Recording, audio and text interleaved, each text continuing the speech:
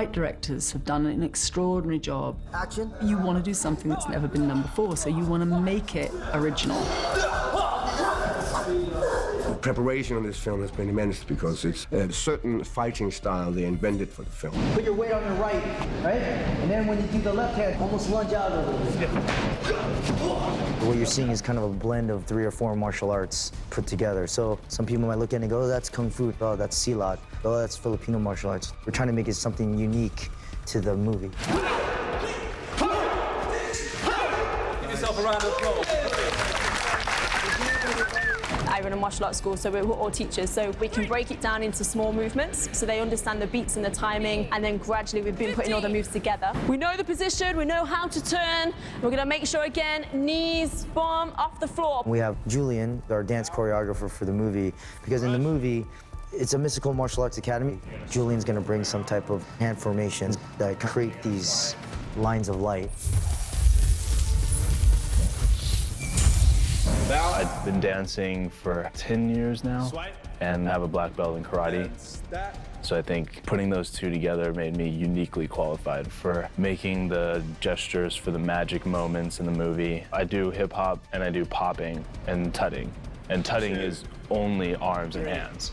And then it also breaks down even smaller to finger tutting, which you're doing boxes and shapes with just your fingers.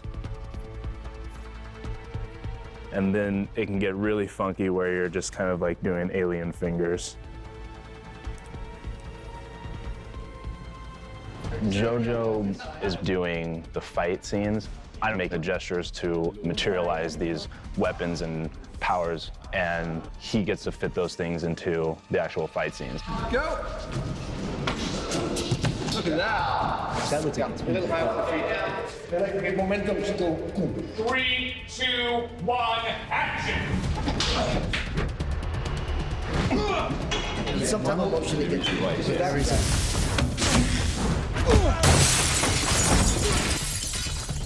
Benedict was shooting constantly and doing theater in the evening, so he squeezed the training in between. Benedict threw himself into this role, and he went through months of physical training even while he was on stage doing Hamlet to learn how to fight and how to move. We've had to say, Benedict, maybe we should let the stuntman do that particular stunt. He has been game for everything.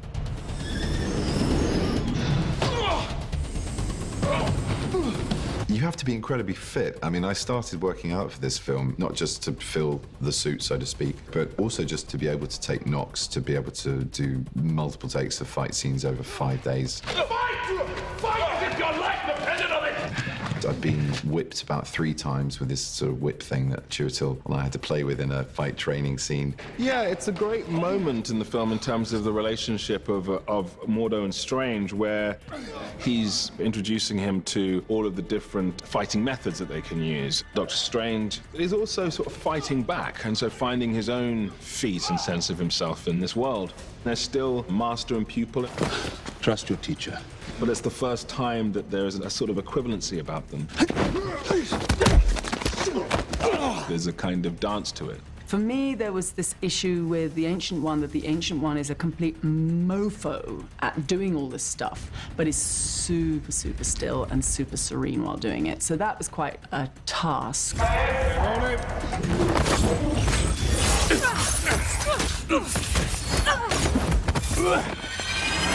Because generally speaking, when you're slicing people to bits, you kind of want to show it in your face. The style of the martial arts is very kung fu because they're like Shaolin monks, these characters. Although my character is described as a zealot, so he's a bit more bullish in the way he fights. A bit less graceful. I've been hit in the face, I've been kicked in the stomach quite hard, I've been punched twice. I've tripped over the cape. That's not so superheroic, but very funny. 3, 2, 1, go. And then there's also a lot of wire work in the film.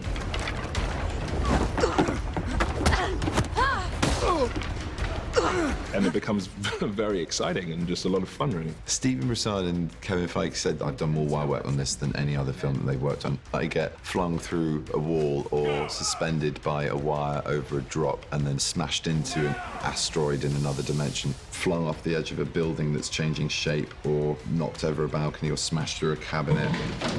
You can't really say you're a superhero unless you've actually experienced some of the physical trauma. It was really fun. It's not every day you get to smash glass and be paid for it.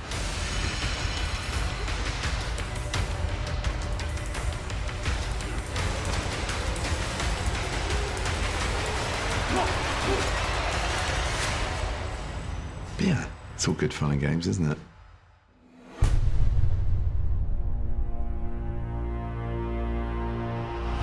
With Doctor Strange, we're crafting some really cool and unique visual ideas and really mind-trippy, out there sort of sequences that I think approach action in really cool new ways. We're dealing with other dimensions. We're dealing with other possible realities. We're dealing with magic. There's a lot of real-world live action in this film, but there's also the most extraordinary effects. And the importance of the environments and the action in those environments has never been richer. So I think it's a great cinematic ride. In terms of visual effects, there's things that haven't been seen before. The visuals are remarkable. We wanted to expand people's minds. Open your eye.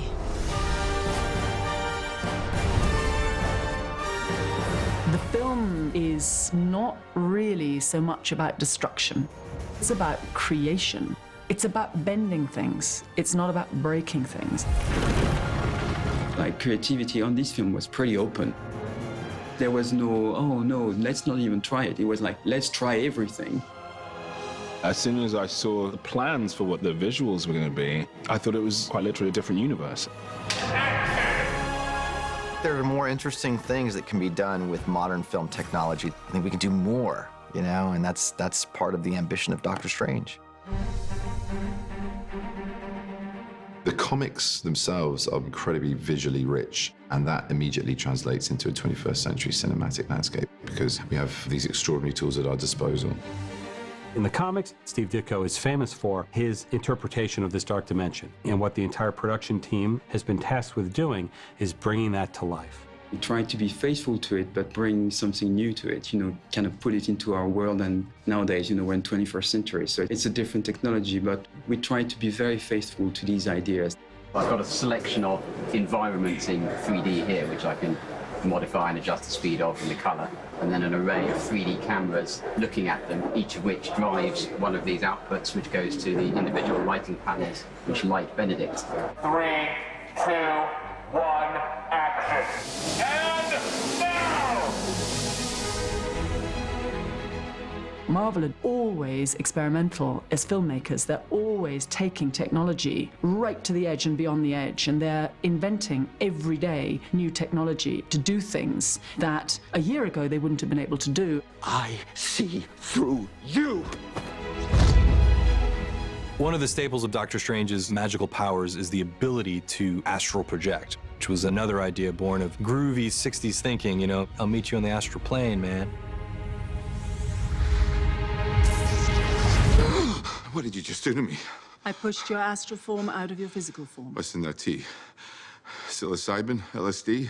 It's just tea with a little honey. You're exiting your body and you're viewing something from an alternate dimension. So that was a big moment for us to figure out how we're going to do that. It'll start off often at Marvel in the Viz Dev department, and they'll come up with concepts. Previs is essentially moving storyboards. You actually can now get into what the shots are supposed to be like, how dynamic the moves are. That then gets handed off to a facility who will then begin testing that with moving footage.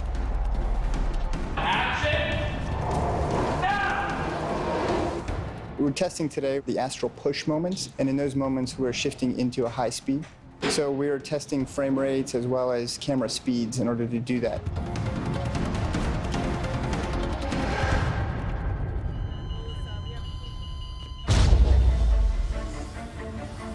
The astral form is one of the simplest effects that we've done and one of the hardest, because you need to believe that in a way is the spirit that sort of comes out of the body.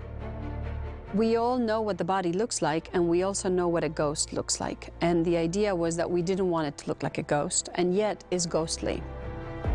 The main thing was in the way they can move and interact with the environment. When they fly very fast through the room, they can go through the walls, but then cling to the walls. Things are moving when they hit them. So it's not really ghost as we know them.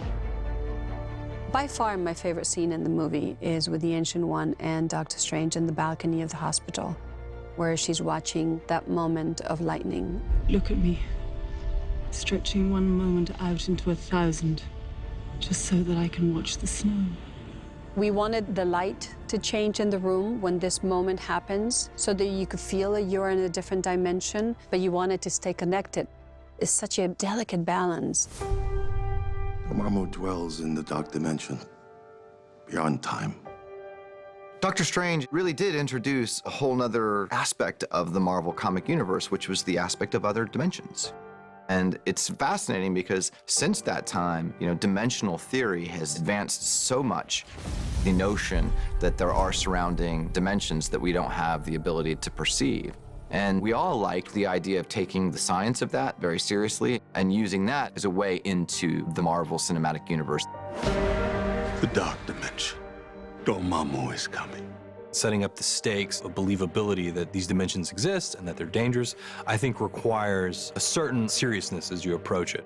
That doesn't mean the movie's not fun, it just means the world is real, these people are dangerous. We have a fight in the streets of Hong Kong where we have to create a feeling that time is either stopping, slicing, or reverting. There was a lot of work put into this. The way we shot the sequences was pretty complex. We have time going forward and backward and buildings coming up and down. So we have to go and look at the previews where we can actually understand exactly where we are at that moment. The two departments, visual effects and the art department, they're coming together more and more these days. Now, there's a lot of visual effects, obviously, in all of this, but you'd be surprised how much we do in camera as well. Let's roll! Rolling! It's a very collaborative process. Action! I was really interested in making a movie where the visual effects were always used to do something new and were used to create scenes that were unexpected and not quite like anything we've seen before. I'm such a kind of techno geek when it comes to filmmaking technology, and the visual effects team on this, they're out there, they're from another planet. The magic people behind the screen make this look like something we've never seen before. Dormammu, I've come to bargain. It's going to be a stunning visual effects fest.